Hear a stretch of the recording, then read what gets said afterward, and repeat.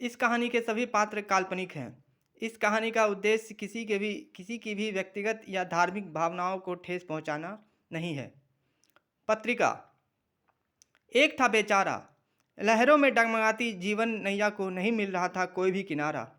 थका हारा, किस्मत का मारा, परंतु था वह चमत्कारिक। सोने को छूकर लोहे में परिवर्तित कर देने की क्षमता थी उसमें।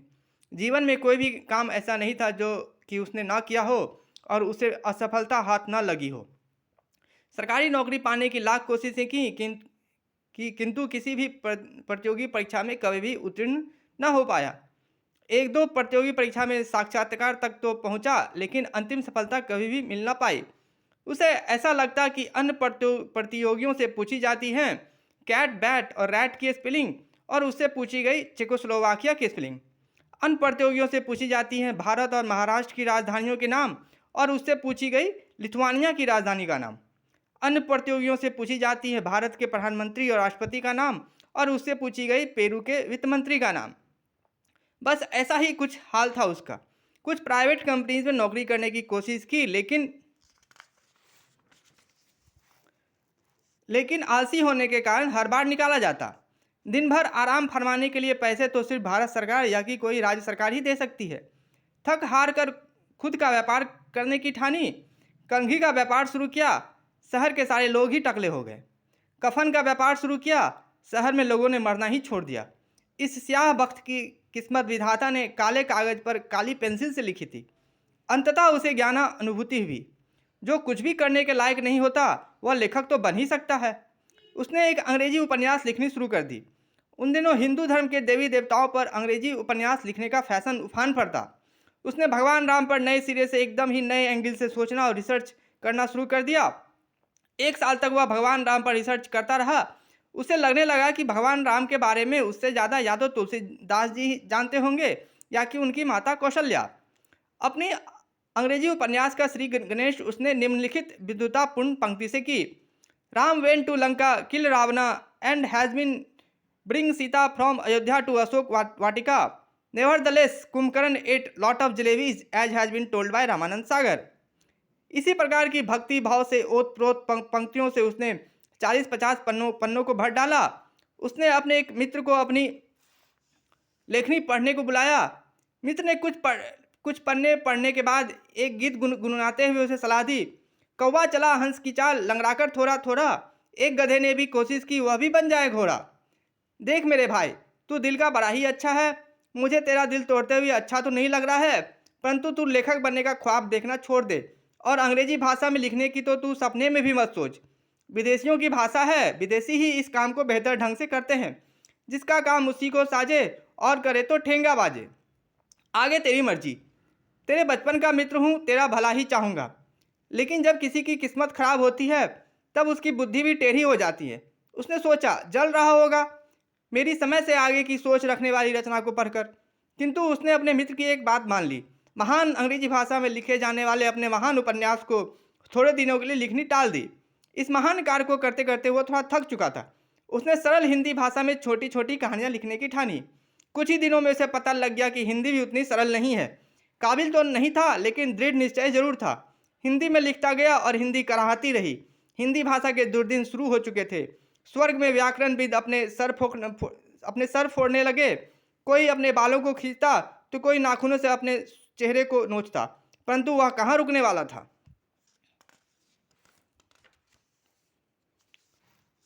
उसने 4-5 महीने में लिख डाले 19-20 कहानियां और भेज दी विभिन्न पत्रिकाओं में छपने के वास्ते। शायद उस पर शनि की 7.5 चल रही थी। सफलता कैसे हाथ लगती। कोई भी कहानी पत्रिका में प्रकाशित नहीं हुई। सदमा बर्दाश्त के बाहर था। अंग्रेजी का भी जोश ठंडा पड़ चुका था। अब वह क्या करे। करने का कोई भी कार्य शेष नहीं रह गया था। हर क्षेत्र में वह असफल साबित हो चुका था। एक दिन वह अपने कमरे में लेटा लेटा अपनी जिंदगी के बारे में सोच रहा था। उसकी जिंदगी का व्याख्यान करने के लिए सिर्फ एक ही शब्द काफी था, असफलता, असफलता और सिर्फ असफलता। उसका दिल भर आया। अश्रु की अविरल धारा नयनों से फूट पड़ी। अश्रु रुकने का नाम ही नहीं ले रहे थे। बिस्तर भीग न जाए इसलिए उसने एक छोटी बाल्टी लाई। बैठकर उसी बाल्टी में अपने आंसू टपकाने लगा। थोड़ी देर में बाल्टी भर गई। फिर बड़ी बाल्टी लाया, वह भी भर गई। दुख के असंख्य बाणों ने उसके सारे शरीर को छलनी किया हुआ था। इतनी जल्दी अश्रुधारा नहीं रुकने वाली थी। इस बार वह बड़ा सा टब लेते आया। जिस तरह से भगवान शंकर के जड़ाओं से गंगा निकलती है, उसी प्रकार से उसके नैनों से आंसू निकल रहे थे और टप टप की आवाज़ के साथ टब में गिरते हुए सुमधुर संगीत उत्पन्न कर रहे थे। यह सुमधुर संगीत देवी लक्ष्मी के कर्णपट से टकराए। सारी परिस्थिति समझते उन्हें देर न लगी।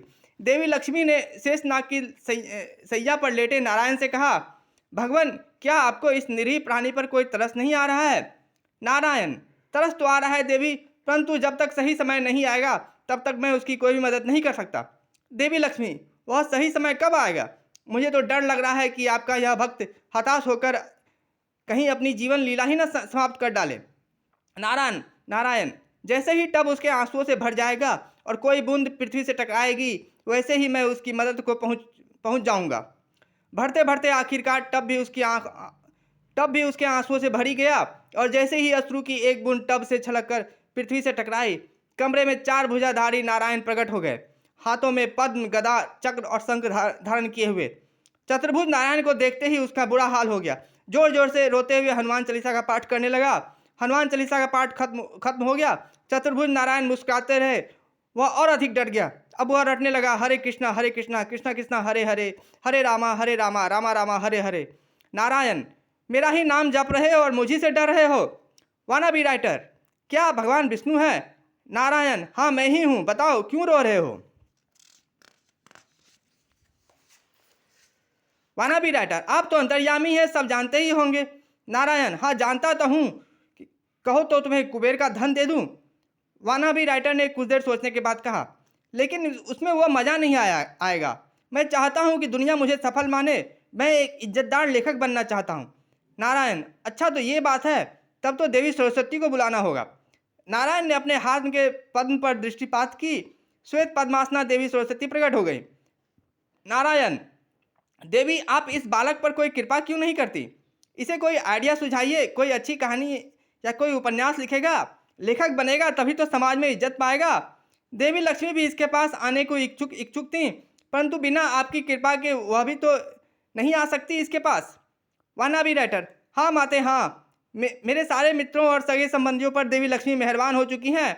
ना जाने मैंने कौन सा पाप किया था। आप ही कोई बढ़िया सा आइडिया दें ताकि उस पर कुछ लिख सकूं। मेरी लिखित पुस्तक दुनिया भर में पढ़ी जाने लगे और मैं भी डैन ब्राउन और जेकी रोलिंग की तरह ही अमीर बन जाऊं। देवी सरस्वती ने मुस्कुराते हुए कहा, सारे आइडियाज़ खत्म हो चुके हैं, सृष्टि का अंत नज़दीक आ चुका है। फिर से नई सृष्टि का निर्माण होगा, तभी नया कुछ हो पाएगा। नारायण ने अचरज भाव से कहा, क्या भोलेनाथ ने सृष्टि के संहार की तैयारी शुरू कर दी है? मुझे तो इसकी जानकारी भी नहीं थी। देवी सरस्वती ने हंसते हुए कहा, नहीं नहीं, मैं तो बस इस वनाबी राइटर के साथ मजाक कर रही थी। तो बताओ वनाबी राइटर, तुम कैसा लिखना चाहते हो, क्या बनना चाहते हो? वनाबी राइटर ने कहा, मैं प्रेमचंद और लियो टॉल्स्टॉय बनना चाहता हूँ। देवी सरस्वती ने कहा, मैं एक काम करती हूँ, मैं सारे व्यक्तियों के याददाश्त से प्रेमचंद और लियो टॉल्स्टॉय की सारी रचनाओं को मिटा देती हूँ। नारायण उनकी सारी पुस्तकों को गायब करवा देंगे। तुम प्रेमचंद और लियो टॉल्स्टॉय की रचनाओं को प्रकाशित होने के लिए पत्रिकाओं में भेजो। संपादकों को वे रचनाएं नहीं लगेंगी। वनाबी राइटर ने कहा, क्या ऐसा हो सकता है? देवी सरस्वती ने कहा, बस नारायण के चुटकी बजाने भर की देर है। नारायण चुटकी बजा देते हैं। वनाबी राइटर, नहीं नहीं, मुझे विश्वास नहीं हो रहा है। नारायण ने कहा, तुम ऐसा करो, अपने किसी मित्र से मोबाइल पर प्रेमचंद या टॉल्स्टॉय की कोई भी बात करने की कोशिश करो। वनाबी राइटर ने कहा, मैं इतना गरीब हूं कि मेरे पास मोबाइल कहां से आएगा, वैसे मेरे मित्रों के पास है। वनाबी राइटर की बात खत्म भी नहीं हो पाई थी कि उसके हाथों में iPhone 7 आ जाता है। नारायण ने कहा, चलो अब बात करो। वनाबी राइटर अपनी मित्र चिकी को फ़ोन लगाता है। वनाबी राइटर, हेलो चिकी, मैं चीकू बोल रहा हूँ। कल मैं तुम्हारे घर आऊँगा, ज़रा मुझे तुमसे प्रेमचंद की कहानियों की किताब लेनी है, जो कि तुमने पिछले महीने खरीदी थी। चिकी, हाय चीकू, नया फ़ोन लिए हो क्या? कौन प्रेमचंद की कहानियों की किताब? मेरे घर का नौकर चंदू अपने मोहल्ले की लड़ाई झगड़े की कहानियाँ सुनाते रहता है। कहीं तुम उसकी बात तो नहीं कर रहे हो? और पिछले महीने तो मैंने चेतन भगत की किताब खरीदी थी। ये प्रेमचंद कौन है? चीकू ने कहा, अरे बस वही चेतन भगत की किताब, मेरे मुंह से गलती से प्रेमचंद निकल गया। ठीक है, कल मिलकर